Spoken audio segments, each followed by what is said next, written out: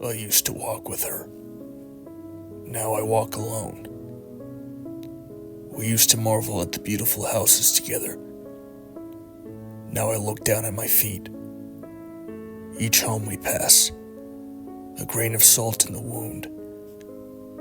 Each house, a reminder of what I lost.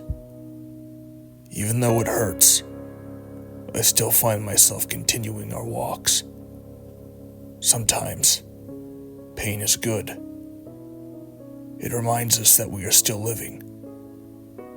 I'd rather feel the pain of her passing than not feel her at all. She's alive when I walk. She's the shadow that strolls behind. Though I can't see her, I can feel her. Her presence is like a windbreaker draped across my shoulders in an especially violent storm. The pain isn't gone, but it's bearable when I'm moving. I can't speak to her, but she's there. When I trip over a root, a hand steadies me. When I veer off course, I feel a gentle nudge. And every day, I end up in front of the same abandoned house on Jackson Street. A grand home. At least at one point, it must have been. The windows are boarded closed. The doors locked. Beware trespassers signs are strewn haphazardly across the tangled mess of the once impressive lawn. I feel her presence strongest here. It is almost tangible, as if she's hiding behind a thin curtain. I call her, yet she never answers. I reach for her, yet I can never lay hands on her. It is here on my journey where my emotions get the best of me. Every day, I come. Every day, I cry. The neighbors look at me with trepidation, but long gone are my days of caring for what others think. I stand there, an old man, face in my hands, and weep for the woman I lost. Let them think what they want. But my Lenore was worth every tear. I feel a tap on my shoulder and look up to see the front door of the house swing wide. Lights pour out of it, and there she is, my Lenore. I rush towards her, in the gaping maw, towards the woman I've lost, the woman who heard my cries, the one who has returned for me.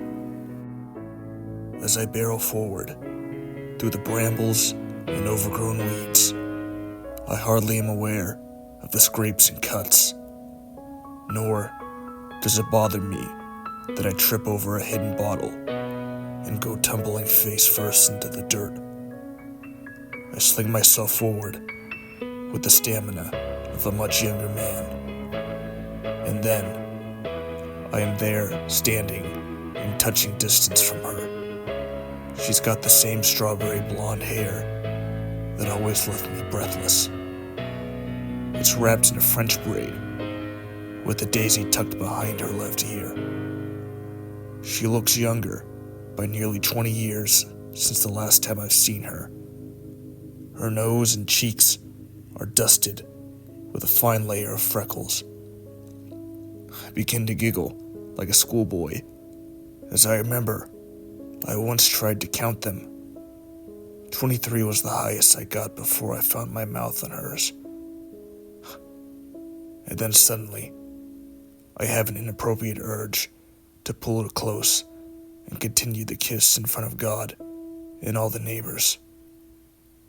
Shortly before I do just that, she vanishes, leaving me standing in front of the front door, alone once more.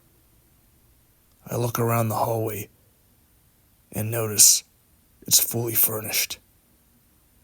There is no dust or decay. The parlor is in perfect condition. Even more surprising, I hear someone playing the piano.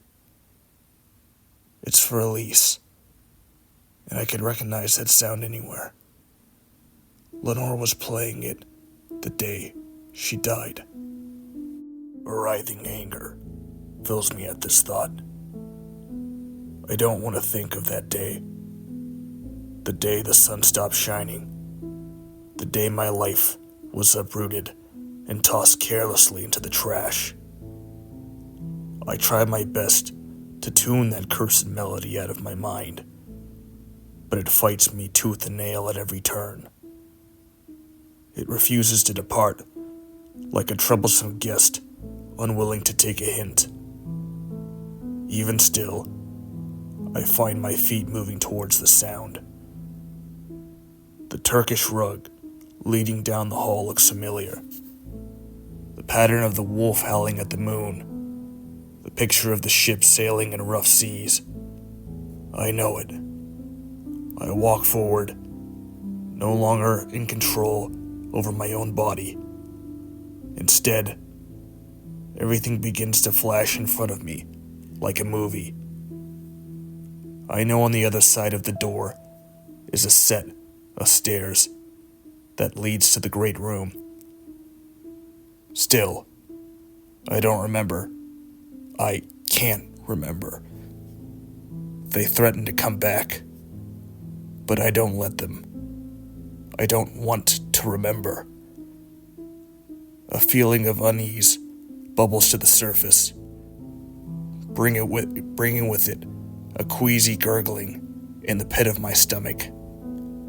I feel my lunch begin to squirm its way back up, burning my throat and causing a tingling sensation deep in my nasal cavity. I know all my efforts are fruitless. The memories will come back. The dam I built to hold them at bay has already begun to crack. It will crumble soon. I know enough to know that I don't want to know. Yet the details of that day are fuzzy. With each step closer to the door, they come into focus. And as my hand reaches for the gilded doorknob, all goes black. I'm back. Oh God, have mercy on me. I'm back to the day my wife died. I come to this conclusion, even as my own traitorous hands throws wide the hallway door.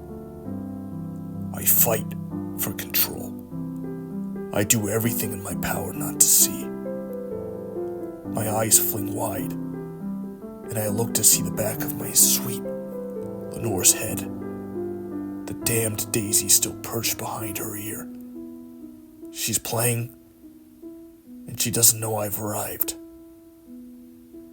I know it's coming, but I don't want to. Yet those damned feet, those mutinous motherfuckers, keep pushing me forward.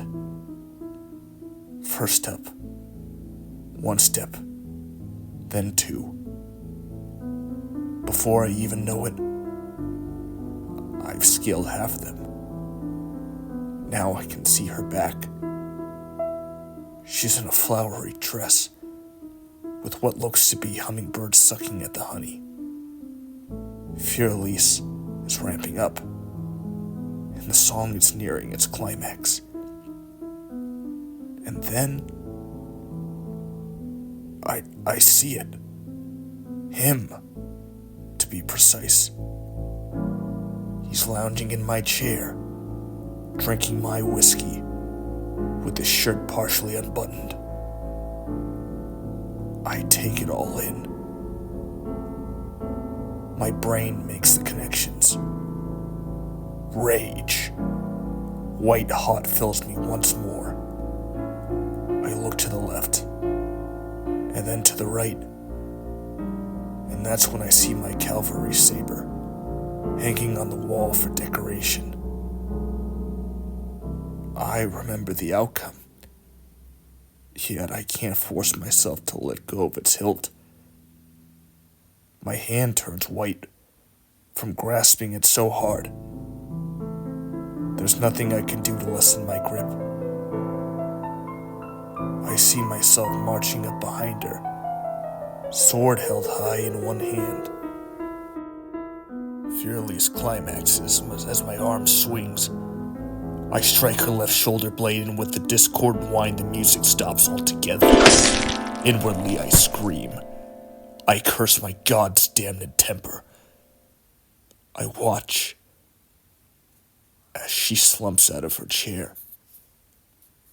Without a second glance, I am charging the man just beginning to look up from his comfortable spot in my seat. My blade penetrates his right abdomen. He lets out one shriek before my second swing catches him directly in the throat. I am appalled at the blood spurting from his nearly decapitated neck. My hands are scarlet. I feel wet stickiness oozing down my face. Yet I can't control my own limbs as they swing and swing and swing, chopping the man into kindling. I try to close my eyes, but they won't, so I see his hand go flying. I watch his innards come bubbling out of his abdomen. I split his head like a grape and watch as his brain matter leaks out of the floor. To my dismay, I hear gurgling sound coming from behind me. I turn knowing what I'll see but powerless to stop it. I look to see Lenore's face toward me, trying to speak. Blood bubbles, drizzling out of the side of her mouth. I don't need to hear the words to know what she is trying to say. Please, no more. Pity fills my heart, and my own eyes refuse to cry. Please don't do this. I scream at myself in vain. I watch as I slowly move towards my former wife, letting the blade carve a wicked groove into the marble floor. With no mercy, my arm swings the blade up in once, then twice, then 3 times, and all goes black. Finally, I regain control of my limbs and body. I look up to see a vandalized great hall with a nasty groove in the marble floor. And there my chopped wife lying on the floor looking up at me with dead, yet still very much alive eyes. I see the monstrosity of my late wife clamber to her feet. Her left eye slides out of its socket, running like egg yolk down her face. Black pustule blood leaks from her wounds. Her right eye locks with mine, and in a slobbering, wet noise she says, "I will never let you forget what you did here. Jail wasn't enough for you. You didn't stay your hand. So even in your Alzheimer's, I won't let you forget. Same time tomorrow, honey?"